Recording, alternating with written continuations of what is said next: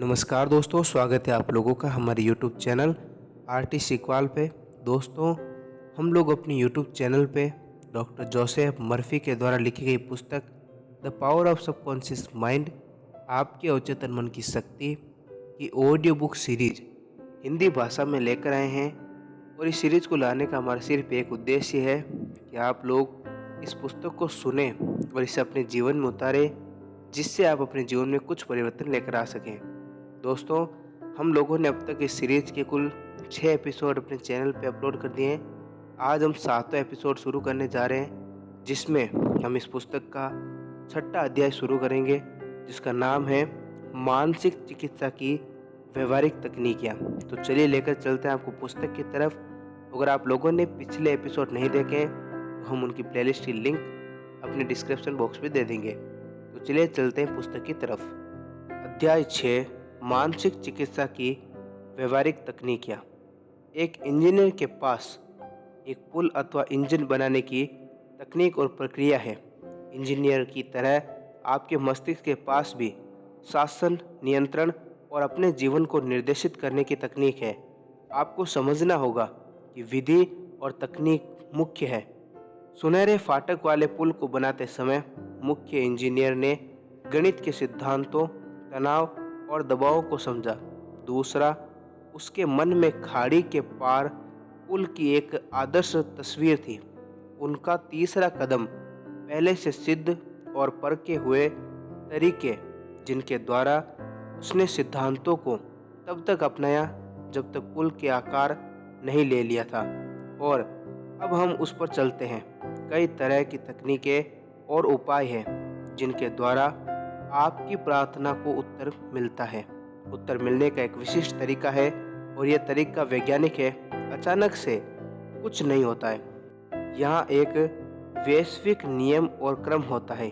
इस अध्याय में आप अपने आध्यात्मिक जीवन को खोलने यानी कि पलटने और इसे पोषित करने के लिए व्यवहारिक तकनीकों को पाएंगे। आपकी प्रार्थनाओं को किसी गुब्बारे की तरह हवा में नहीं रखना है। उन्हें कहीं जाना होगा और आपके जीवन में कुछ करना होगा। जब हम प्रार्थनाओं का विश्लेषण करते हैं तब हमें पता चलता है कि इन्हें करने के यहाँ कई तरीके, कई प्रकार और उपाय हैं। इस पुस्तक में धार्मिक क्रियाओं में प्रयुक्त औपचारिक और धार्मिक अनुष्ठानों के बारे में विचार नहीं करेंगे। इन सब का सामूहिक प्रार्थना में महत्वपूर्ण स्थान है। यहाँ इस समय हमारा सबसे महत्वपूर्ण मुद्दा है व्यक्तिगत प्रार्थना की विधियाँ, क्योंकि इन्हें हम अपने दैनिक जीवन में लागू करते हैं और इसका उपयोग दूसरों की मदद के लिए किया जाता है। प्रार्थना किसी भी विचार जिसे हम पाना चाहते हैं उसे वास्तविकता में बदलने का तरीका है। प्रार्थना हमारी आत्मा की हार्दिक और सच्ची इच्छा है। आपकी इच्छा ही आपकी प्रार्थना है। यह आपकी सबसे गहरी ज़रूरत से उभरती है और यह उन वस्तुओं को उजागर करती है जिन्हें हम अपने जीवन में चाहते हैं। वे धन्य हैं जिनकी प्यास और भूख धार्मिकता के लिए है, क्योंकि उनकी यह इच्छा पूर्ण होगी। जीवन के लिए भूख शांति, सामंजस्यता, स्वास्थ्य, प्रसन्नता और जीवन के अन्य आशीर्वाद के लिए प्यास, यही सच्ची प्रार्थना है। तकनीक जिसके द्वारा अवचेतन को रोका जा सके।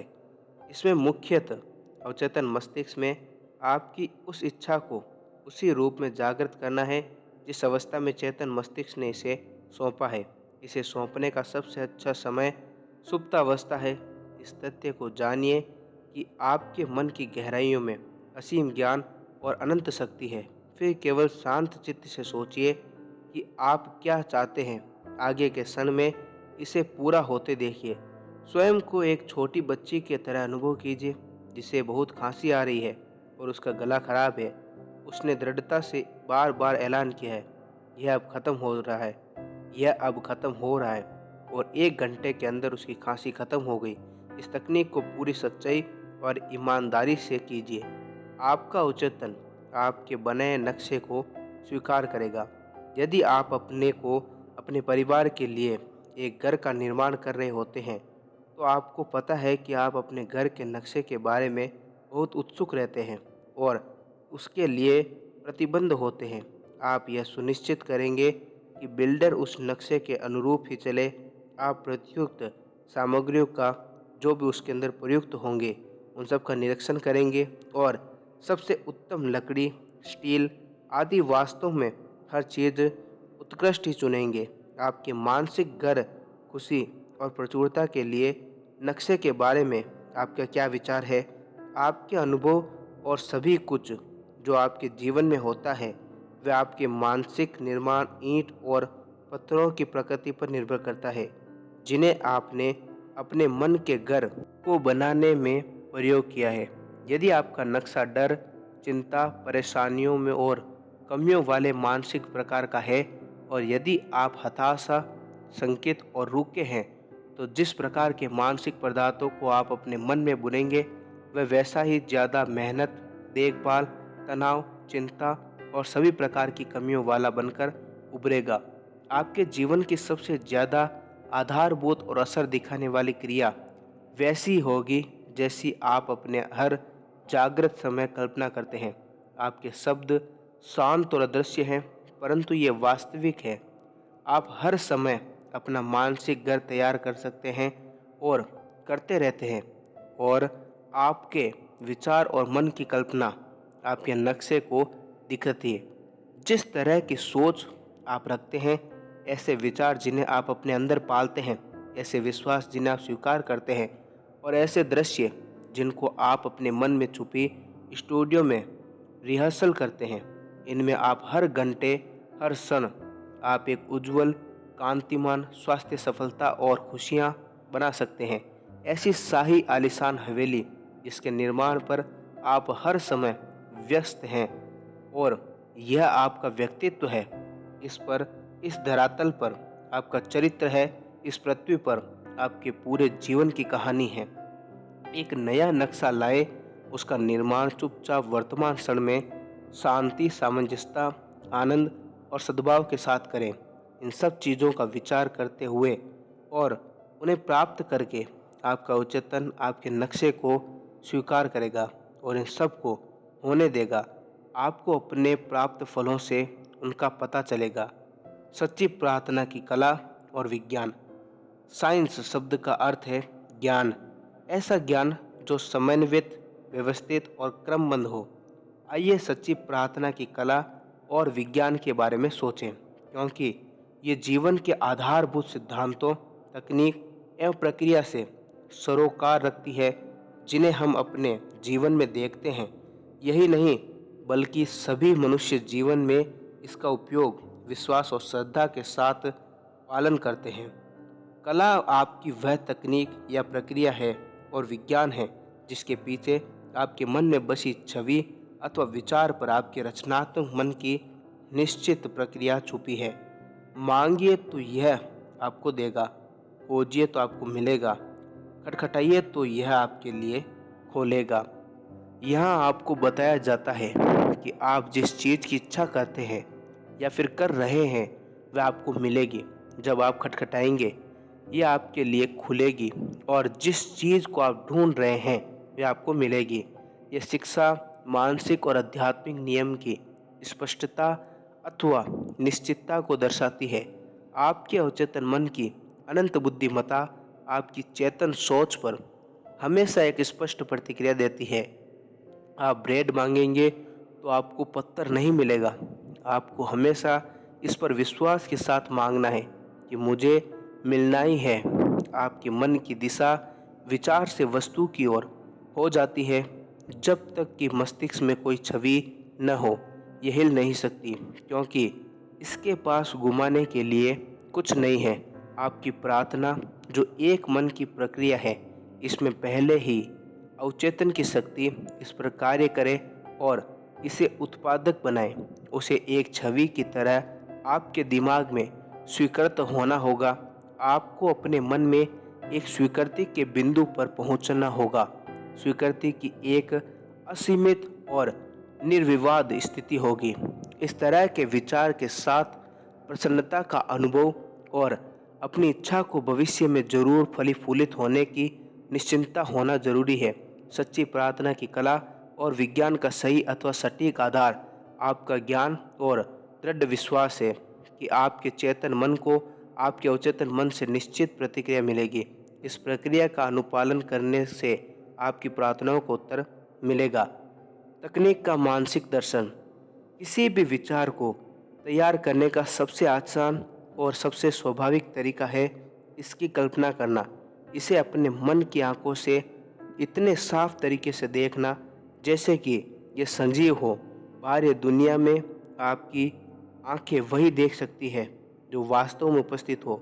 इसी प्रकार आपके मन के दृश्य दुनिया में इसे आपके मन की आंखें देख सकती है। कोई भी तस्वीर जो आपके मस्तिष्क में है वह वस्तु जिसकी आप अपेक्षा कर रहे हैं और वह वस्तु जिसका साक्ष्य दिखता नहीं। जो भी आकार आप अपनी कल्पना में देख रहे हैं वह उतना ही वास्तविक है जितना कि आपके शरीर का अंग है। विचार और सोच वास्तविक है और एक दिन इस वस्तु परक दुनिया में ये एक दिन अवतरित होगा। यदि आप अपनी मानसिक छवि के प्रति विश्वस्त हैं, इस तरह आपके मस्तिष्क में सोच की प्रक्रिया का आकार बनता है।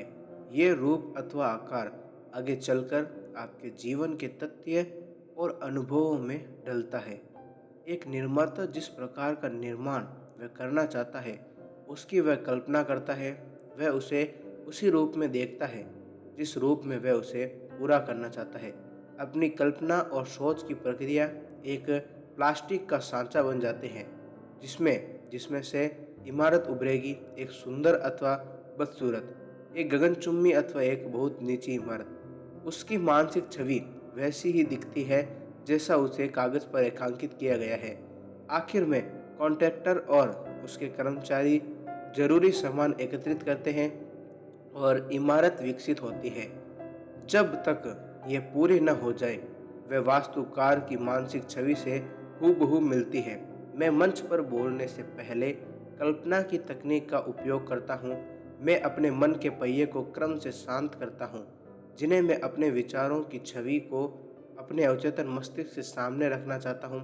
फिर मैं पूरे सभागार की कल्पना करता हूँ जिसमें सभी सीटें स्त्रियों और पुरुषों से भरी हुई है और हर एक अपने अंदर अनंत उपचार की उपस्थिति से उत्साहित होकर प्रकाशमान है।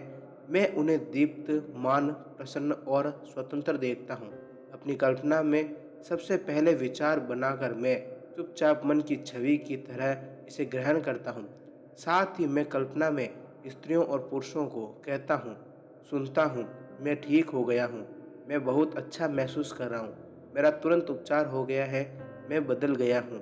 मैं इसे 10 या इससे कुछ ज़्यादा मिनट तक रोक कर रखता हूँ।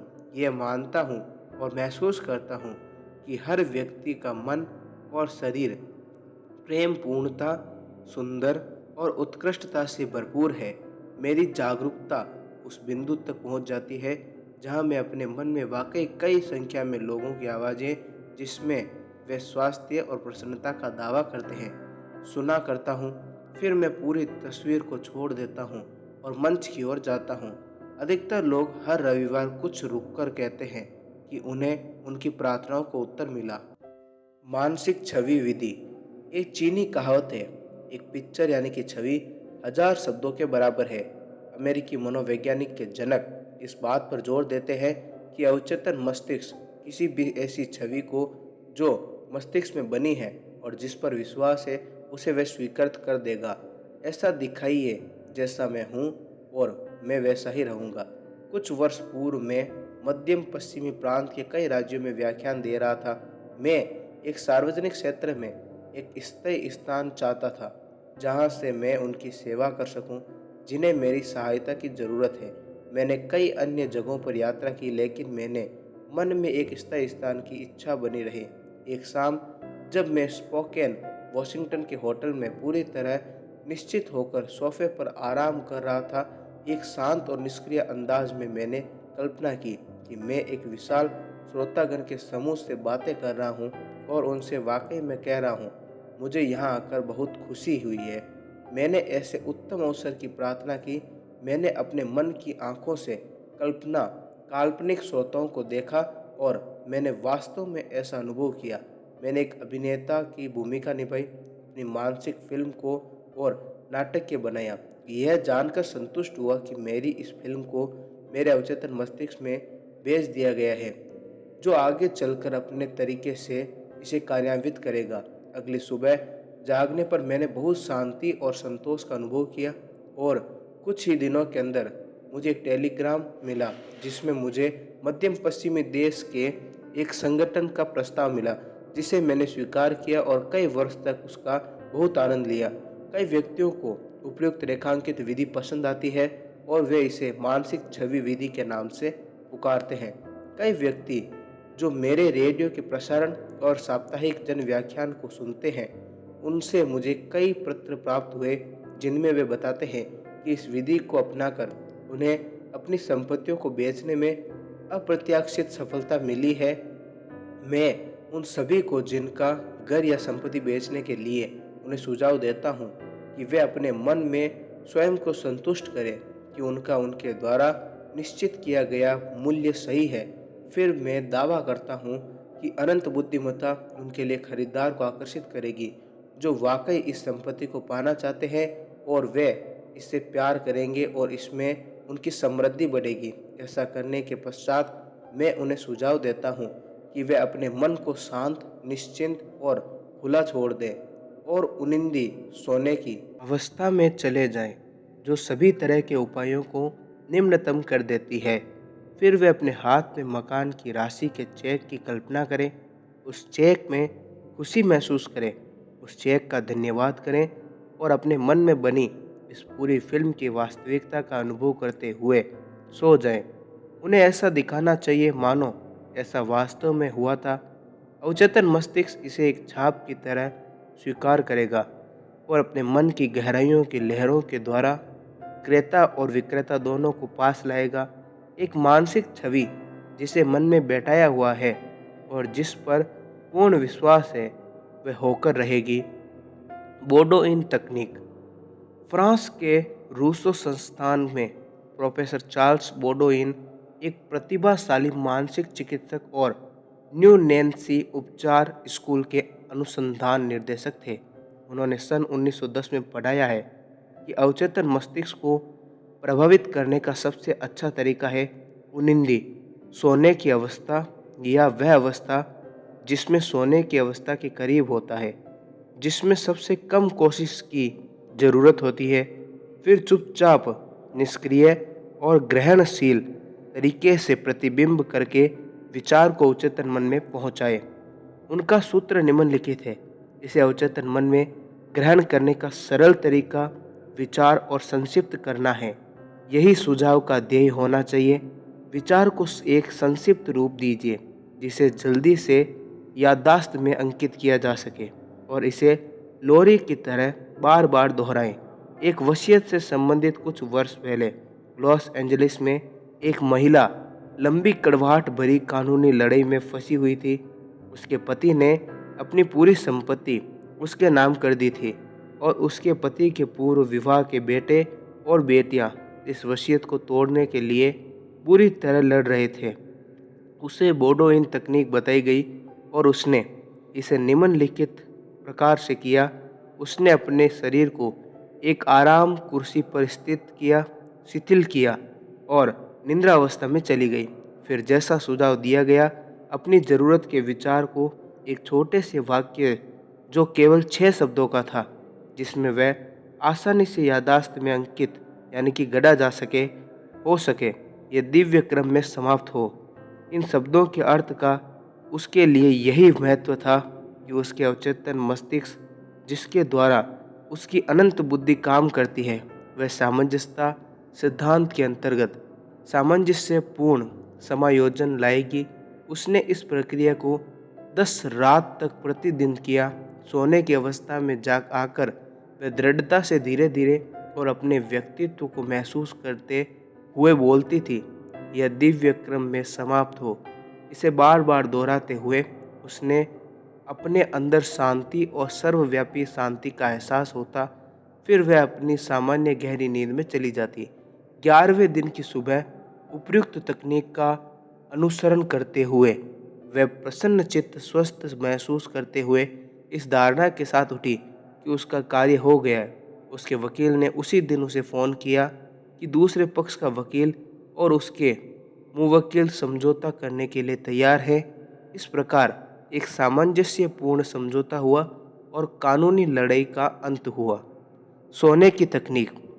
सोने की अवस्था उनिंदी अवस्था में प्रयास सबसे कम करना पड़ता है। सोने की स्थिति में अवचेतन मस्तिष्क लेने अथवा प्राप्त करने की ज़्यादा स्थिति में होता है।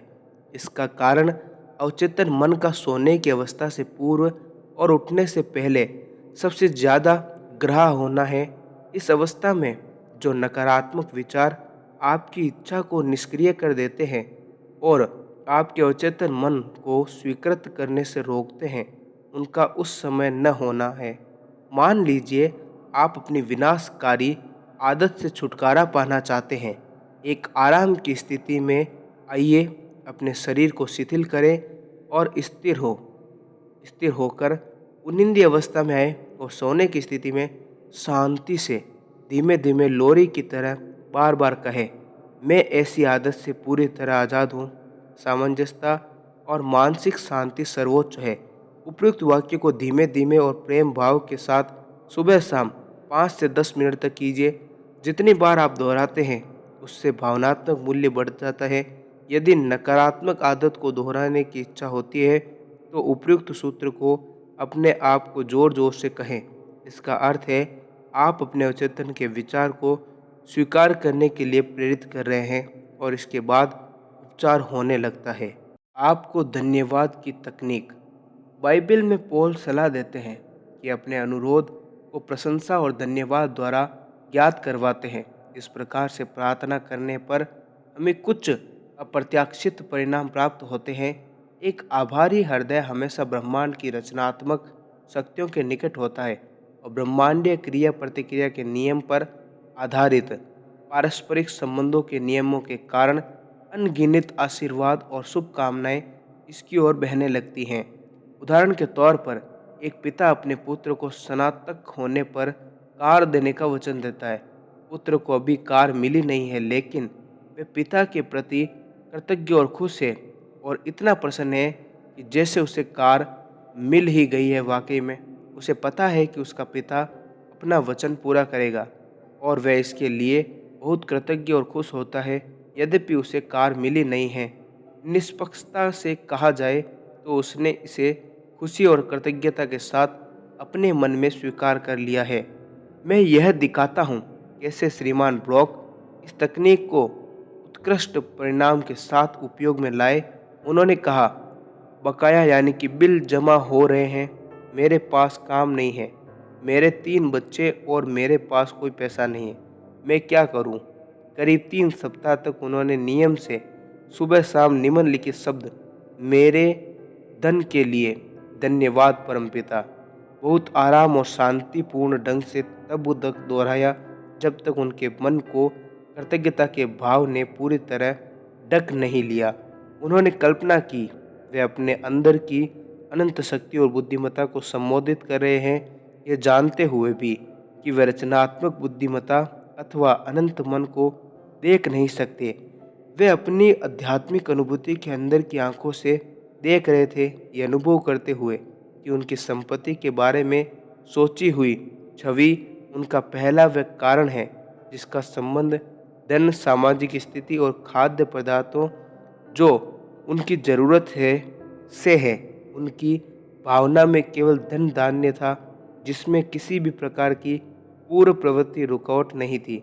बार बार धन्यवाद परमपिता कहकर उनका मन और हृदय स्वीकृत बिंदु तक पहुंच गया और जब कभी डर, कभी गरीबी और हताशा का विचार उनके मन में आया तो वे जितना भी वे धन्यवाद का नजरिया अपनाएंगे, वे अपने मन को धन संपत्ति के लिए तैयार करेंगे। और वैसा ही हुआ। उनके प्रार्थना करने का क्रम बहुत दिलचस्प था। उपयुक्त तरीके से प्रार्थना करने के बाद वे अपने एक पूर्व कर्मचारी से सड़क पर मिले जिसे उन्होंने पिछले 20 वर्ष से नहीं देखा था। उस व्यक्ति ने उन्हें बहुत आकर्षण पद का प्रस्ताव दिया और उन्हें 500 पाउंड कुछ समय के लिए उधार के तौर पर दिए। आज श्रीमान ब्रॉक उस कंपनी के वाइस प्रेसिडेंट यानी कि उपाध्यक्ष है। हाल ही में उन्होंने मुझसे कहा है, मैं कभी भी धन्यवाद परमपिता के चमत्कार को नहीं भूल पाऊंगा। इसने मेरे लिए अद्भुत काम किया है। सकारात्मक विधि।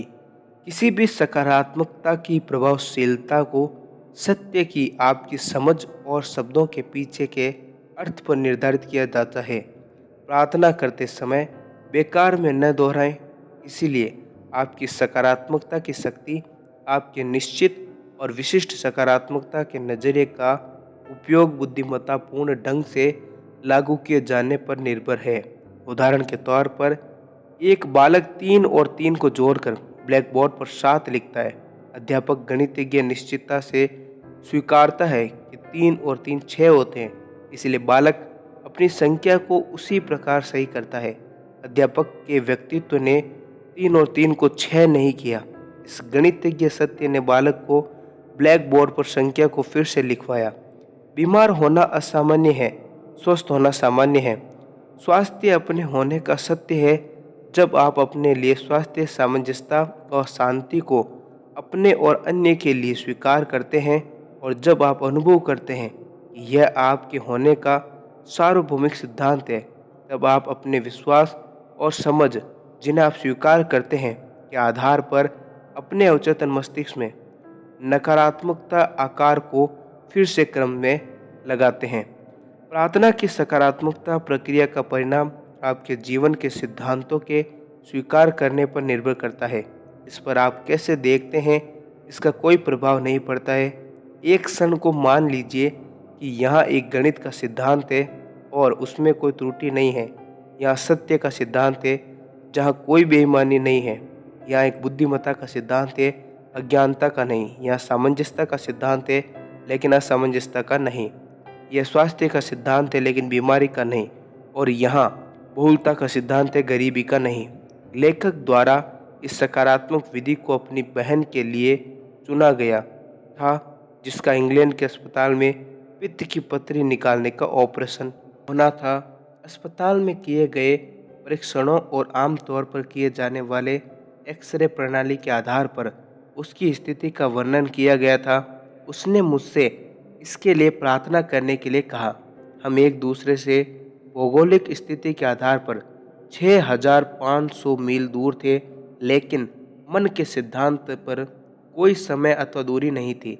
अनंत मन अथवा ज्ञान अपने संपूर्ण रूप में हर बिंदु पर एक ही समय पर रहता है।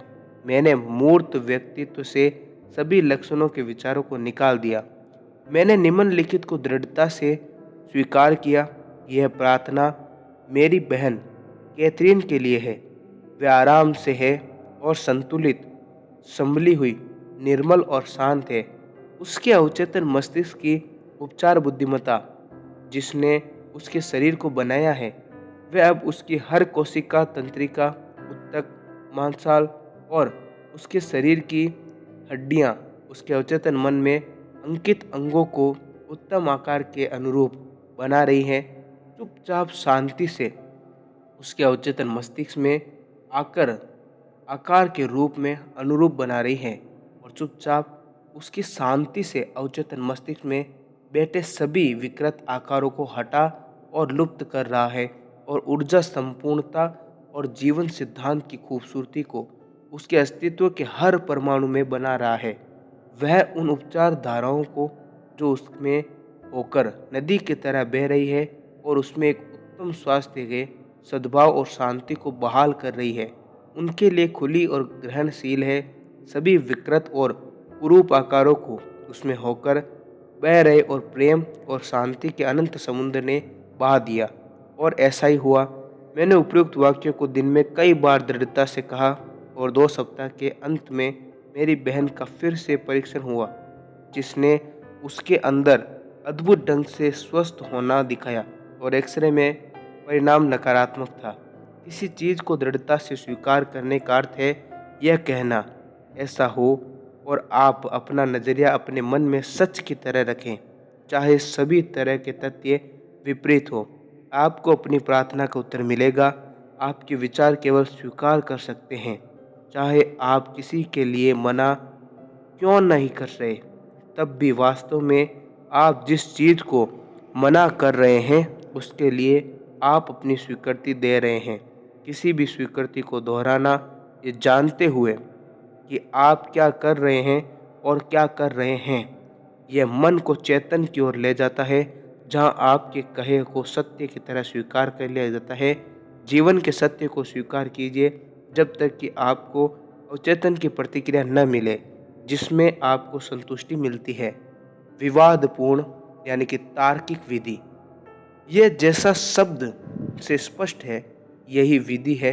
इसका उद्भव मैनी के डॉक्टर फिनियास पार्कहर्स्ट क्विम्बे की प्रणाली द्वारा हुआ। डॉक्टर क्विम्बे मानसिक और आध्यात्मिक चिकित्सा के अग्रदूत हैं। करीब 100 वर्ष पूर्व डॉक्टर क्विंगे बेलफास्ट मैनी शहर में रहे और वही चिकित्सा की प्रैक्टिस की। सन 1921 में एक पुस्तक क्विम्बे की पांडुलिपि को थॉमस वाई क्रोवेल कंपनी ने प्रकाशित किया। होरेटिया ड्रेसर ने इसका संपादन किया। यह आपकी लाइब्रेरी में उपलब्ध है। इस पुस्तक में बताया गया है कि बीमार व्यक्ति का प्रार्थना चिकित्सा के द्वारा अद्भुत उपचार का विवरण विस्तार से एक समाचार पत्र में प्रकाशित होता है। क्विम्बे ने बाइबल में लिखे हुए कई उपचार चमत्कारों को हूबहू किया। संक्षेप ने क्विम्बे के अनुसार तार्किक विधि में आध्यात्मिक तर्क, जिसमें आप मरीज और स्वयं को विश्वास दिलाते हैं कि उसकी बीमारी उसके झूठ विश्वास और झूठे विश्वास, आधारहीन डरों और नकारात्मक आकार जो उसके अवचेतन मन में है, उनकी वजह से है।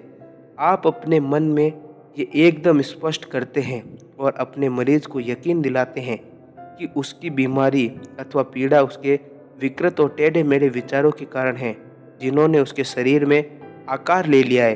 किसी बाहरी शक्तियों के और कारणों पर गलत विश्वास के कारण ये बीमारी हुई है और अपने विचारों के क्रम को बदल कर इसे पलटा जा सकता है। आप मरीज को समझाते हैं कि उपचार का आधार अपने विश्वास में बदलाव लाना है।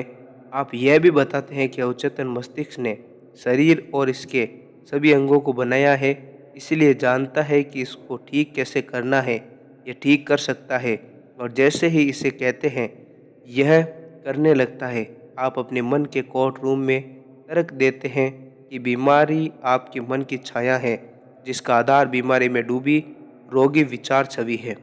आप अपने अंदर मौजूद उपचार चिकित्सा, जिसने सबसे पहले सब अंगों को बनाया और जिसके पास अपने अंदर सबसे उत्तम आकार की कोशिका तंत्रिका और उत्तक है, की ओर से तथ्यों को इकट्ठा करते रहते हैं। फिर आप अपने मन के न्यायालय में अपने पक्ष में और अपने मरीज के पक्ष में न्याय सुनाते हैं।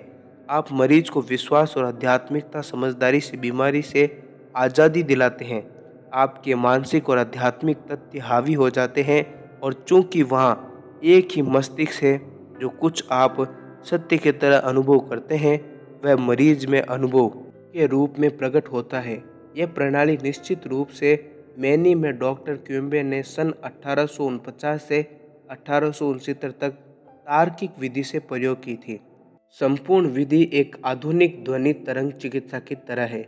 पूरे विश्व में कई व्यक्ति इस प्रकार की प्रार्थना चिकित्सा द्वारा अद्भुत परिणाम पाते हैं।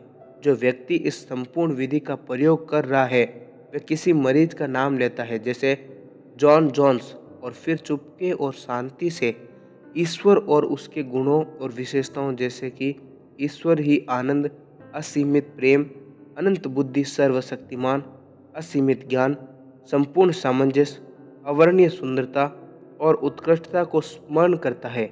वह जैसे ही इस विचारधारा के बारे में सोचता है, उसका अवचेतन एक नई आध्यात्मिक तरंग की लंबाई तक उठ जाता है और इस समय उसे ईश्वर के प्रेम का अनंत समुद्र सब कुछ जॉन जोन्स के शरीर और मन में घोल रहा है, जिसके लिए वह प्रार्थना कर रहा है। उसे महसूस होता है कि उसकी पूरी शक्ति और ईश्वर का प्रेम जॉन जोन्स पर केंद्रित हो गया है और जो कुछ भी उसे परेशान अथवा तंग कर रहा है, अब इस जीवन और प्रेम के अनंत सागर में पूरी तरह से निष्क्रिय हो रहा है।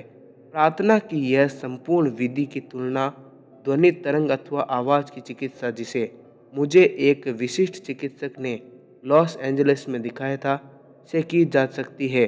उसके पास एक अल्ट्रासाउंड तरंग मशीन है, जो बहुत तेज गति से शरीर के किसी ऐसे भाग की ओर जिधर इसकी दिशा हो ऊपर नीचे होती है। इस ध्वनि तरंग को नियंत्रित किया जा सकता है और उन्होंने मुझे बताया कि इसके द्वारा गठिया रोग में कैल्शियम की जमावट को गलाने के साथ ही अन्य परेशानी पैदा करने वाली स्थितियों को हटाने और उपचार में बहुत उत्कृष्ट परिणाम मिले हैं। ईश्वर के गुणों और विशेषताओं के बारे में सोचकर हम अपने विचारों अवचेतन में ऊंचाइयों तक पहुंचते हैं। क्या हम सामंजस्यता, स्वास्थ्य और शांति के आध्यात्मिक तरंगों को पैदा करते हैं? इस प्रार्थना तकनीक से कई अद्भुत उपचार हुए हैं। एक अपंग चलता है। डॉक्टर फिनियास पारखर्स्ट क्विम्बे, जिनके बारे में हमने इससे पहले बताया था, उन्होंने इस संपूर्ण विधि का अपने चिकित्सकीय व्यवसाय में आगे चलकर बहुत उपयोग किया।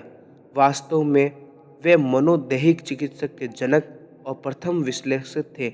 उनमें दिव्य दृष्टि थी जिसके द्वारा वे मरीज की परेशानियां, पीड़ा और दर्द का उपचार कर सकते थे। क्विम्बे पांडुलिपि में दर्ज एक अपंग व्यक्ति के उपचार का विवरण है। क्विम्बे को एक महिला जो अपंग, वृद्ध और बिस्तर पर थी, उसके उपचार के लिए बुलाया गया था। वे बताते हैं कि उसकी बीमारी की वजह उसे एक छोटी और संकुचित प्रजाति द्वारा बंधक बनाना था, जहां वह सीधे खड़ी नहीं हो सकती थी, न ही हिल डुल सकती थी। वह डर और अज्ञानता के गुबंद में रही थी। यही नहीं, वह वास्तव में बाइबल को उसके शाब्दिक रूप में ले रही थी और उसने उसे डरा दिया। क्विम्बे ने कहा, इस गुंबद में ईश्वर की उपस्थिति और शक्ति थी, जो इस बंधन को तोड़ने की कोशिश करके मृत स्थिति से ऊपर उठना चाहती थी। जब वह अन्य से बाइबल के कुछ अंशों का स्पष्टीकरण मांगती, तो जवाब में सन्नाटा मिलता। फिर उसे जीवन रूप ब्रेड की भूख होती थी। डॉक्टर क्विम्बे ने इस मामले का एक ऐसे दिमाग की तरह निदान किया जो उसके बाइबल के अंश के अर्थ को समझ न पाने की वजह से था, जिन्हें वह पढ़ रही थी। उसकी वजह से इसके मन में उत्सुकता, डर और गतिरोध उत्पन्न हुआ। यह उसके शरीर में भारी और थकान भरे एहसास के रूप में उभरा, जिसका अंत अपंगता में हुआ। इस बिंदु पर क्विम्बे ने उससे पूछा, बाइबल की इस कविता का क्या अर्थ है? थोड़ी देर के लिए मैं तुम्हारे साथ हूँ, फिर मैं वहाँ चला जाऊँगा। जिसने मुझे भेजा है, तुम मुझे ढूंढोगी और मुझे नहीं पाओगी, और जहाँ मैं हूँ वहाँ तुम नहीं आ सकते। उसने जवाब दिया, इसका मतलब जीसस स्वर्ग चले गए। क्विम्बे ने उसे समझाया कि इसका वास्तविक अर्थ क्या था। उन्होंने बताया, उसके साथ थोड़ी देर के लिए का अर्थ था उसके लक्षण, एहसास और उनके कारण। उदाहरण के तौर पर क्षण भर के लिए उसके लिए उनके मन में दया और सहानुभूति थी, लेकिन वे इस मानसिक स्थिति में ज़्यादा देर नहीं रह सकते थे। अगला चरण उसके पास जाना, जिसने उसे भेजा था, जिसे क्विम्बे ने बताया कि यह ईश्वर की रचनात्मक शक्ति थी जो हम सब में है। क्विम्बे तुरंत अपने मन में गए और दिव्य सौदा का विचार किया, जैसे प्राण शक्ति, बुद्धिमत्ता, सामंजस्यता और ईश्वरीय शक्ति जो मरीज में काम कर रही थी। इसीलिए उन्होंने उस महिला ने कहा, इसलिए जहाँ मैं जा रहा हूँ वहाँ तुम नहीं आ सकती हो, क्योंकि तुम अपने संकरे बंधे हुए विश्वास में हो और मैं स्वस्थ हूँ। इस प्रार्थना को स्पष्टीकरण ने तत्काल सनसनी पैदा की और उसके मन में बदलाव आया। वह बिना किसी सहारे की चली। क्विम्बे ने कहा, यह अपने आप में अकेला उपचार था। वह जैसे कि त्रुटि से अवगत नहीं थी, यानी भरी हुई थी, और उसे जीवन अथवा सत्य की ओर लाने का अर्थ था उसे मुर्दे से उठाना। क्विम्बे ने क्राइस्ट को फिर से जीवित होने का अंश पढ़ा और इसे उसके अपने पैदा किया। उसने उसे समझाया कि सत्य जिसे उसने स्वीकार किया वे एक देवदूत या विचार था, जिसने डर, अज्ञानता अथवा अंधविश्वास रूपी पत्थर को खिसका कर दूर किया और इस प्रकार ईश्वर की उपचार चिकित्सा शक्ति को छोड़ा, जिसने उसे संपूर्ण किया। आज्ञा विधि। हमारे शब्दों में शक्ति हमारे एहसास और इसके पीछे के विश्वास के अनुरूप होती है।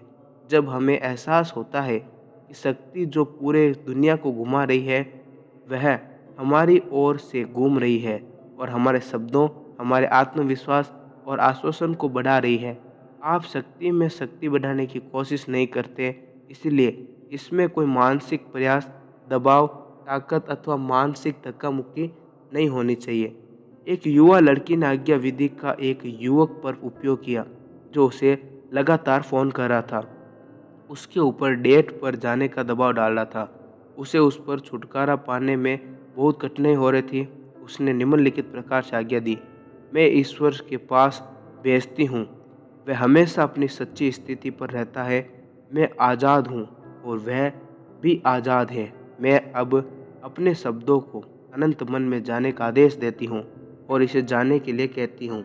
ऐसा साथ ही बोली, यह ऐसा था मानो उसे जमीन ने निगल लिया हो।